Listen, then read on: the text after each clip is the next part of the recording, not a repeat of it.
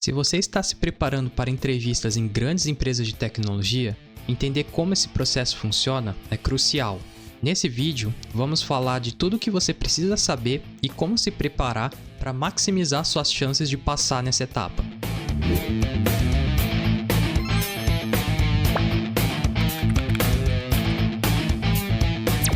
A primeira coisa que eu queria falar para vocês aqui é por que essas empresas colocam esse processo de live coding durante as entrevistas. Apesar de ser amplamente criticado, o live code continua sendo uma peça central no processo de entrevistas de tecnologias. E aí eu trouxe aqui os 4 maiores argumentos contra o live coding. E o primeiro deles é que bons desenvolvedores nem sempre se saem bem no live coding. Então isso é real, isso acredito que muitas pessoas não se saem realmente bem nessa etapa. E as empresas podem estar perdendo excelentes profissionais por causa apenas desse primeiro motivo. O segundo motivo seria as respostas podem ser facilmente encontradas online, então para que eu vou resolver um algoritmo super complexo? Com 5 minutos eu consigo achar a resposta desse algoritmo e consigo resolver o problema. Então, em teoria, não faria sentido. Estrutura de dados complexas como árvores binárias raramente são usadas no dia a dia. Isso é real, já faz 5 anos que eu trabalho com tecnologia e realmente eu só utilizei uma vez, eu só precisei utilizar uma vez aqui essas estruturas de dados mais complexas e foi bem pouco também. O live coding é um ambiente artificial longe da realidade do trabalho. Isso também é real. Muitas vezes eles nem vão te dar um editor de código para você fazer as resoluções desses problemas. Você vai fazer ali às vezes num whiteboard ou num documento de texto. E muito longe de um IntelliJ e quando você tem acesso à internet. Então, qual que é o objetivo realmente do live coding, né? E aqui eu trago os argumentos a favor do live coding. Então, por que as empresas ainda insistem nisso, né? Apesar de todos esses problemas. Aqui a gente está falando de empresas realmente grandes, como Google, Amazon, Facebook.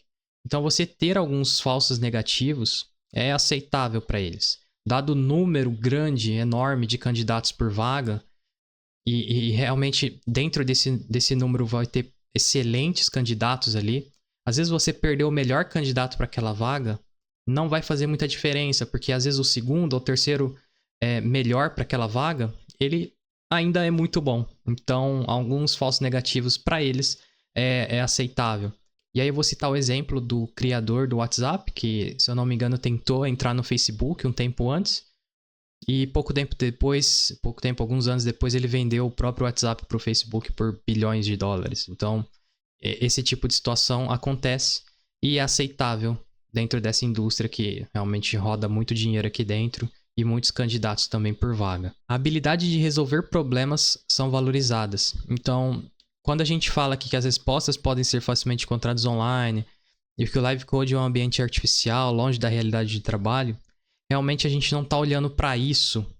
Pelo menos em teoria, as empresas não estão olhando para isso quando elas colocam um processo desses dentro do processo seletivo da vaga.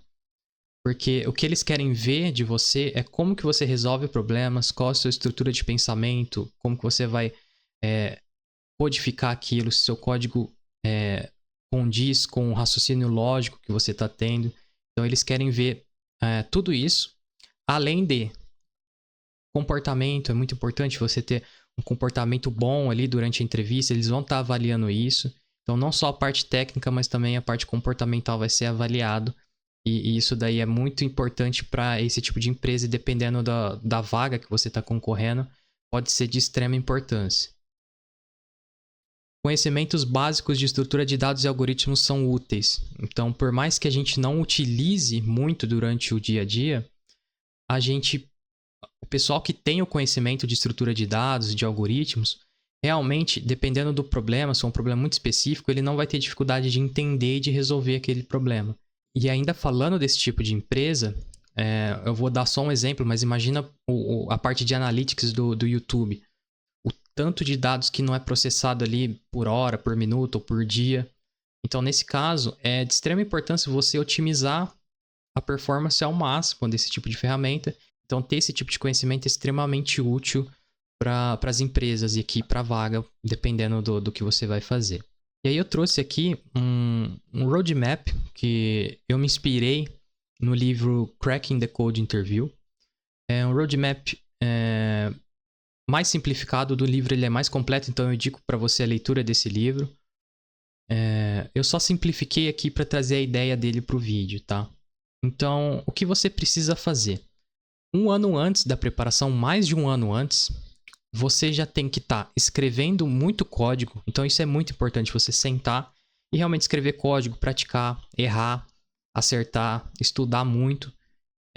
Essa parte técnica aqui que é realmente importante. Se você ainda não consegue escrever código sozinho, se você ainda precisa de muito auxílio, muita pesquisa, então você ainda não está pronto para startar o seu processo de entrevistas dentro dessas empresas. Então a primeira coisa que você deve fazer é começar a escrever muito código, começar a fazer muito networking. E quando eu falo aqui networking, não é só com recrutadores, mas também com outros devs. Porque mais para frente você vai precisar da ajuda deles para algumas coisas e eu vou falar nesse vídeo aqui ainda. Construir um portfólio também, você ter projetos que você já trabalhou, que você resolveu problemas e saber também como você resolveu, saber explicar isso é muito importante. Então, nessa etapa, você tem que estar preocupado em construir a base, construir portfólio, construir networking, construir código, para você começar a entender como funciona todo esse ambiente de tecnologia dos programadores dentro da nossa área. Ok, você chegou nesse estágio, você vai falar assim, bom, daqui a um ano eu pretendo começar minhas entrevistas para as empresas. E aí, o que você vai fazer? Você vai fazer um rascunho do seu currículo. Então, nesse caso, é muito importante, eu já dei dicas sobre currículo aqui no canal, eu vou deixar o livro no card aí. Você ter um currículo otimizado, porque não adianta nada você ser muito bom se o seu currículo não vai passar e não vai chegar na mão de um recrutador.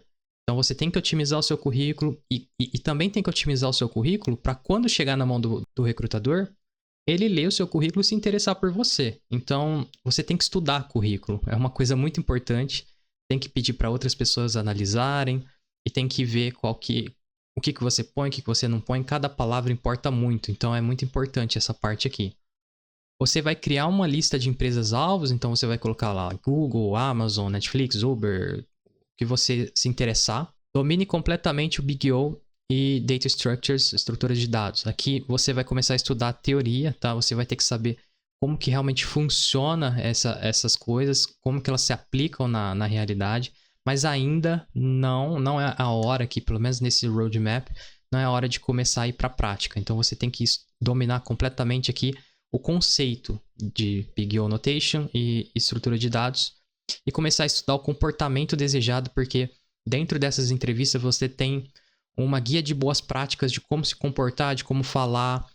Durante a entrevista, quando você está fazendo o código, é importante você sempre pensar e falar isso em voz alta. Então você tem que estudar isso e aí você vai começar a praticar 3 meses antes com as mock interviews. E aqui que eu falei que é importante você ter um networking legal.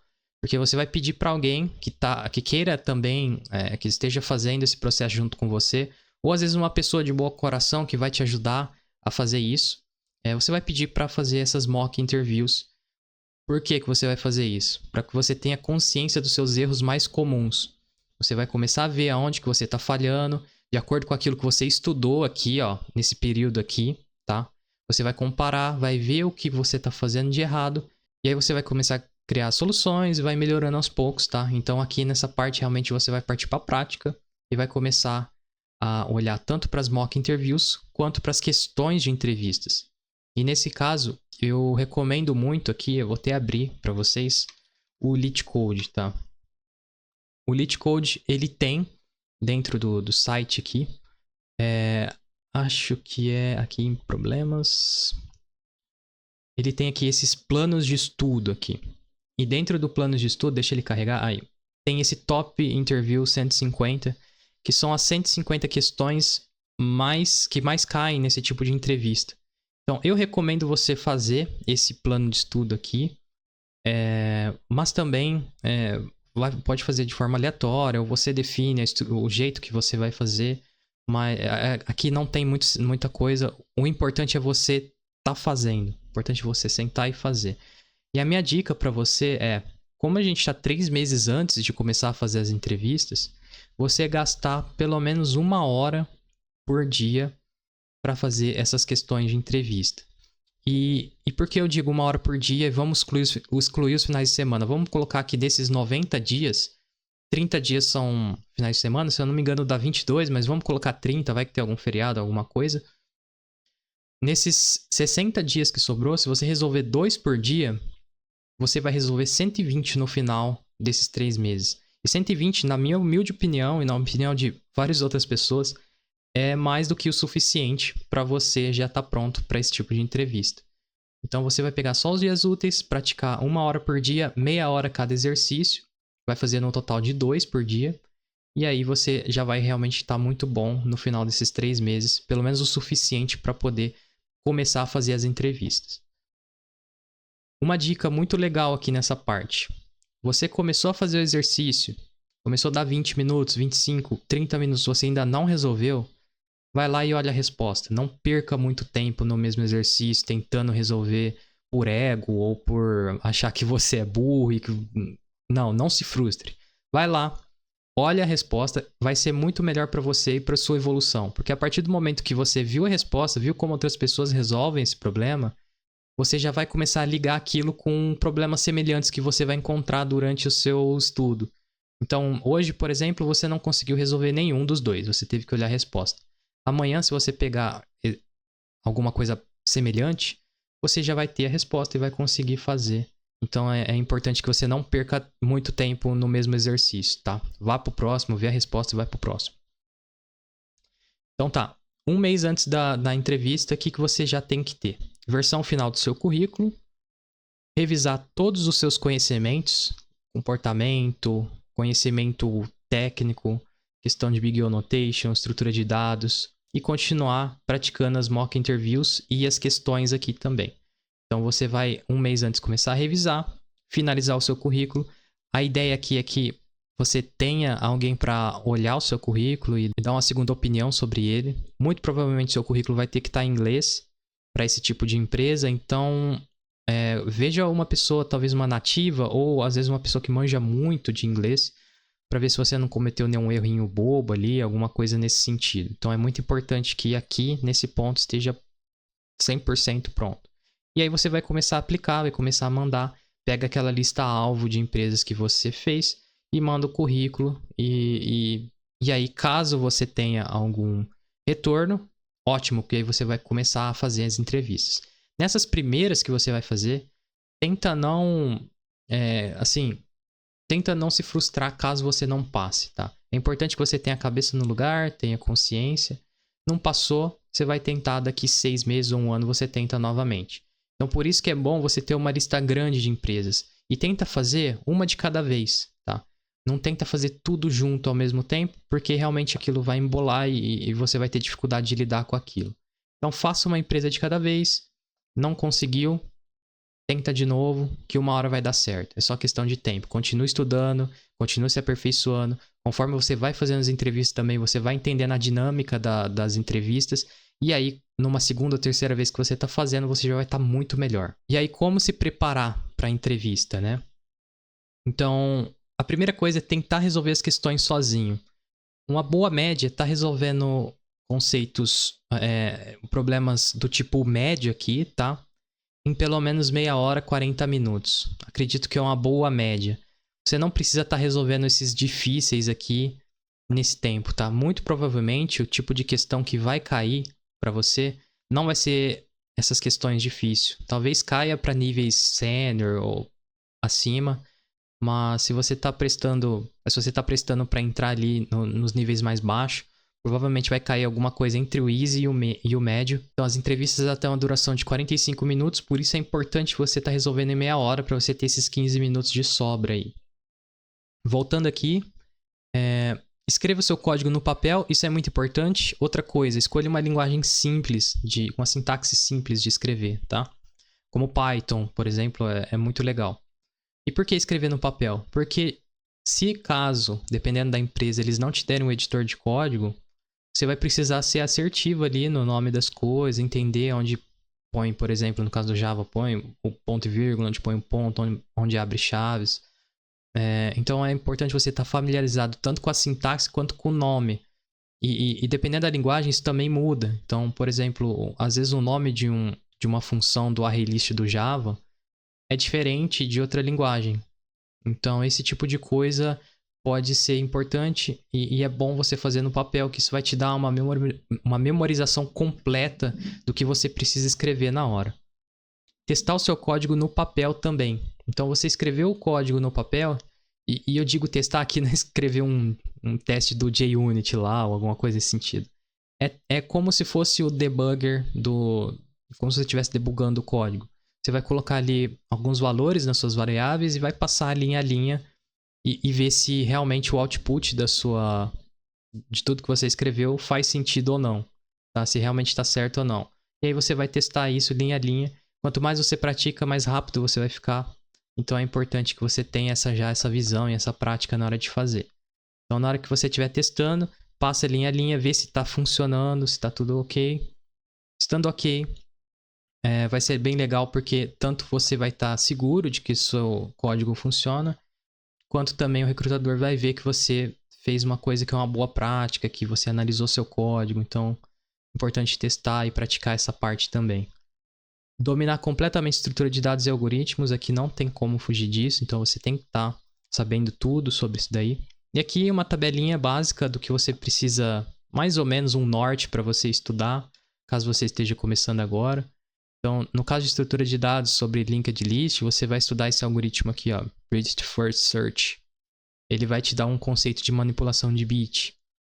Então, conceito de memória aqui, quando você estiver estudando trees ou graphs. Recursão, quando você estiver estudando stacks e queues.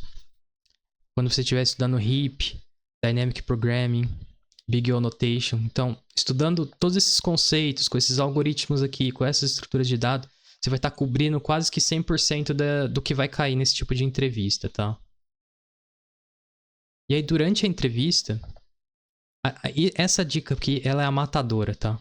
Essa dica é a matadora. Escutar atenciosamente e tirar todas as dúvidas sobre a questão na hora que ele estiver falando ali, tá? Quando você escuta, você entende o que você tem que fazer, você já matou 80% do problema. Porque o resto vai vir com a prática que você está estudando todo dia, você vai ver similaridades entre o problema que caiu e o problema que você está resolvendo. Então, quando você escuta atenciosamente, você realmente entende o que você tem que fazer e você vai entregar a solução correta para o recrutador. Caso você não entenda, você tenha dúvidas, durante o código ali, muito provavelmente ele não vai te responder. Ou talvez se ele responder, isso vai ser uma coisa negativa para você, porque você está precisando de uma ajuda que você deveria ter tirado no começo, na hora que ele estava explicando ainda, tá? Desenho um exemplo. Isso para mim funciona muito quando eu tô fazendo problemas de graphs. Mas se você está fazendo outro tipo de solução que você tem alguma dificuldade, talvez desenhar seja bom para você.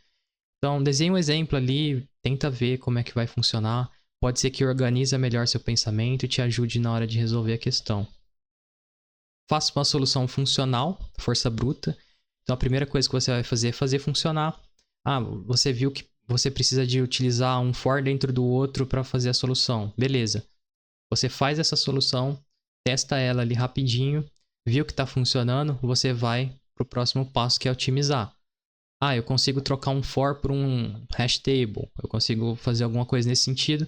Você vai lá e faz, testa de novo, está funcionando, melhor ainda. E quando a gente está falando de otimização, geralmente vai envolver os conceitos de Big O Notation, tempo de execução e memória. Então, é muito importante você também saber otimizar. Tem muito conteúdo sobre isso na internet. É só você buscar que você vai encontrar. Revise tudo que você fez. Então, aqui você pode utilizar esse tempo para melhorar o seu código. Às vezes, extrair uma função, mudar o nome de uma variável, deixar tudo ali mais encaixado. E aí, nesse ponto, revisando tudo, você pode, às vezes, encontrar algum problema e já solucionar. E por final, faça um teste, tá?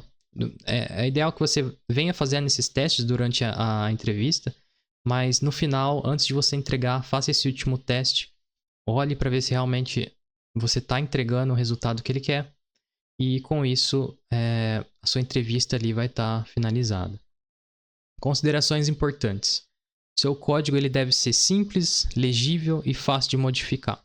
Não adianta nada você fazer tudo bonito, funcionar e seu código ser uma bela de uma porcaria, ou você não conseguir extrair às vezes uma função corretamente, fazer o nome de uma variável boa. Tudo isso está sendo avaliado, além do seu comportamento, além dos seus conhecimentos sobre estrutura de dados, sobre Big O. Você também está sendo avaliado pelo seu código. Você vai escrever código, afinal. Então, você precisa também estudar conceitos de código limpo, de legibilidade. E eu tenho aqui no canal também já um conteúdo sobre código bom versus código ruim. Então, vou deixar num card aí também para você assistir. Tá certo? Então, o vídeo de hoje é isso. São dicas para quem está prestando entrevista para grandes empresas. Muito provavelmente, empresas pequenas, empresas médias não utilizam esse processo de live coding, ou se utilizam, talvez seja diferente. Então, essa dica aqui é mais para quem está buscando e mirando as empresas grandes. Espero que tenha sido útil. Eu pretendo trazer aqui, dentro desse conteúdo, uma playlist para ajudar vocês a se preparar com conhecimento tanto teórico quanto técnico e prático. Então, deixa seu feedback aí nos comentários. Não esqueça de deixar seu like, deixar sua inscrição. E até a próxima. Fui!